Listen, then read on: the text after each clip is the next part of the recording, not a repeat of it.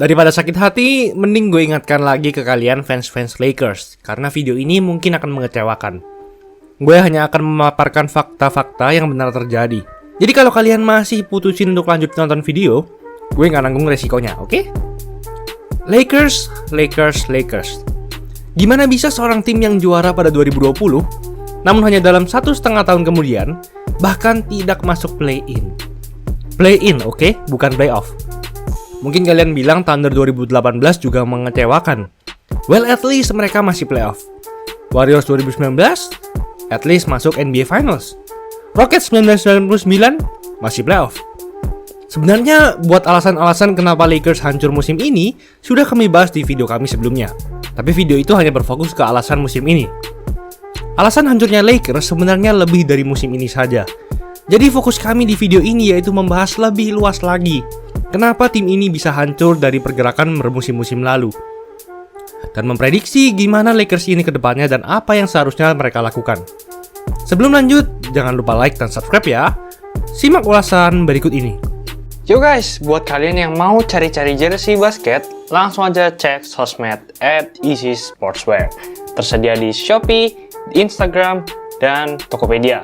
Kuy, buruan diserbu. Oke, kita mulai dari awal banget, yaitu gimana tim Lakers juara ini bisa terbentuk. Paling awal tentunya dari LeBron, yang sudah muak di Cavaliers karena tidak bisa melaju melewati Warriors 2 tahun beruntun dan dikalahkan telak.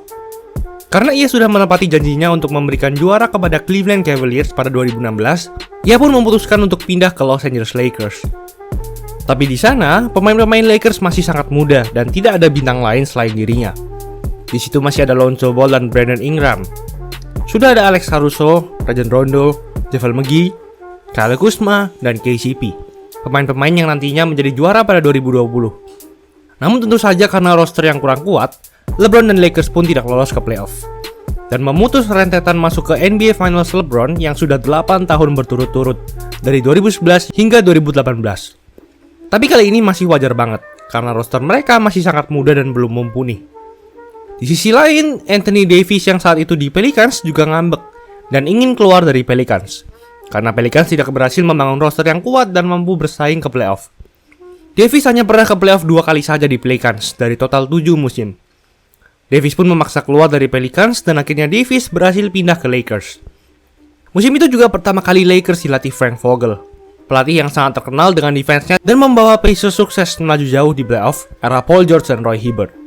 Dan tentu, penambahan pemain ini sukses mengubah Lakers yang berada di ranking 10 langsung ke ranking 1 di musim 2019-2020. Offense mereka dari peringkat 24 menjadi peringkat 12, dan defense mereka dari peringkat 12 menjadi ranking 3 di liga. Mereka pun sukses menjadi juara dengan terbilang mudah. Mereka tak pernah melaju ke game 7 di seluruh seri playoff ini, hanya mentok ke game 6. Frank Vogel pun sebagai pelatih dipuji-puji kehebatannya. Setelah menjadi juara 2020, di off-season setelah itu, Lakers mungkin awalnya terlihat melakukan pergerakan bagus. Mereka meresign KCP, menambahkan Marc Gasol, mantan Defensive Player of the Year dan bintang Raptors, dan Montrezl Harrell, yang baru saja menjadi Sixth Man of the Year.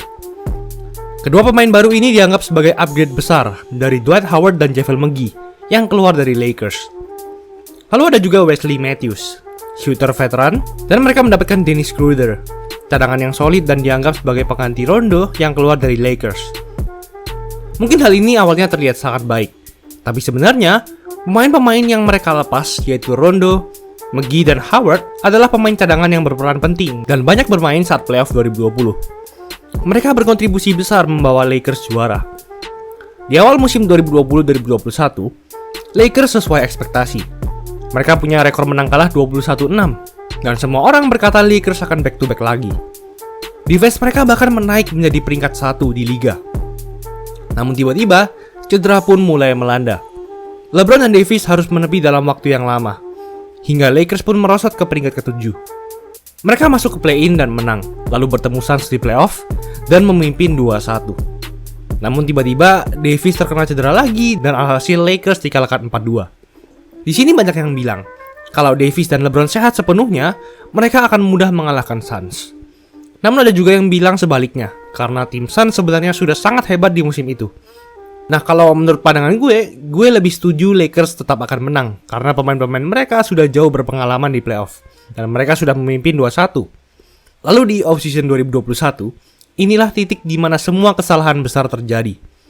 Bahkan kanal YouTube Sporting Logically berkata bahwa ini adalah pergerakan off-season terburuk dalam sejarah NBA. Mereka melepas semua cadangan krusial mereka, yaitu Kyle Kuzma yang defense-nya hebat dan KCP yang menjadi pemain ketiga terbaik saat menjadi juara 2020 di bawah Davis dan LeBron. Kalau untuk Montrezl Harrell mungkin tidak apa-apa, karena ia justru struggle dan menurun saat di Lakers. Ketiga pemain ini di-trade demi seorang Westbrook, pemain yang sangat terkenal dengan kemampuan stats padding-nya, mementingkan statistik daripada kemenangan. Mereka seharusnya bisa menambahkan Buddy Hield ketimbang Westbrook. Kalau ini terjadi, mereka tetap bisa mempertahankan Kuzma dan KCP. Mereka memperpanjang kontrak THT ketimbang Alex Caruso yang sangat tidak masuk akal. Memang saat itu THT adalah rookie yang potensial. Namun kalau dibandingkan Alex Caruso yang sangat berpengaruh dalam defense Lakers, tentu nilainya berbeda sangat jauh. Caruso bahkan sebenarnya tidak mau pergi dari Lakers, di mana ia menelepon balik manajemen Lakers dan berkata bahwa ia rela menerima uang yang lebih sedikit untuk stay di Lakers ketimbang pergi. Namun Lakers pun tidak menggubrisnya.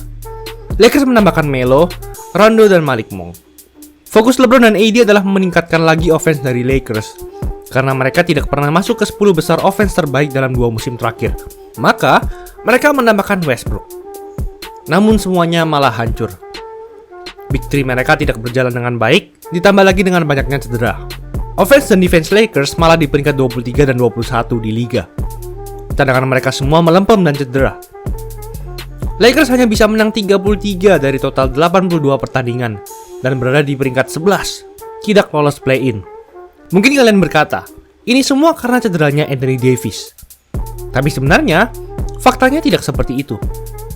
Sudah kami bahas di video sebelumnya bahwa saat Davis bermain, rekor menang kalah Lakers sama saja dan tidak membaik. Dan saat ketiga pemain ini bermain bersama, rekor menang kalah mereka hanya 11-10, 50% saja. Hal ini tentu beda dengan musim sebelumnya. LeBron dan AD memang sama-sama diterpa cedera. Namun pada musim sebelumnya, Lakers masih bisa mempertahankan cadangan utama mereka, sehingga mereka masih masuk playoff. Jadi tentu jawabannya, tim Lakers ini memang tidak layak masuk playoff karena mereka tidak hebat. Titik. Chemistry mereka rusak. Westbrook bahkan sangat menurun confidence-nya dan menuduh pemain lain dan pelatih Lakers tidak ada yang mempercayainya. Selanjutnya, mari kita bahas pergerakan Lakers ke depan. Mereka tidak punya cap space dan draft picks. Malik Monk yang merupakan cadangan terbaik Lakers menjadi free agent. Mantan presiden Lakers, Magic Johnson, berkata bahwa GM Lakers, Rob Pelinka, adalah backstabber atau suka menusuk dari belakang.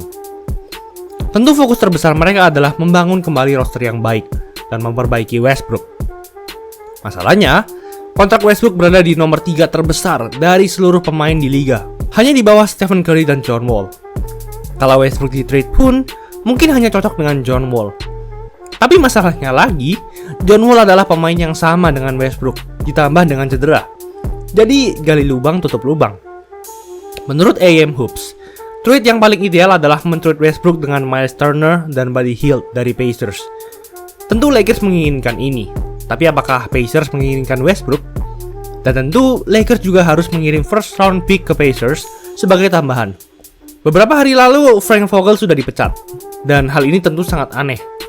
1,5 tahun yang lalu Anda dipuji-puji dan membawa Lakers juara.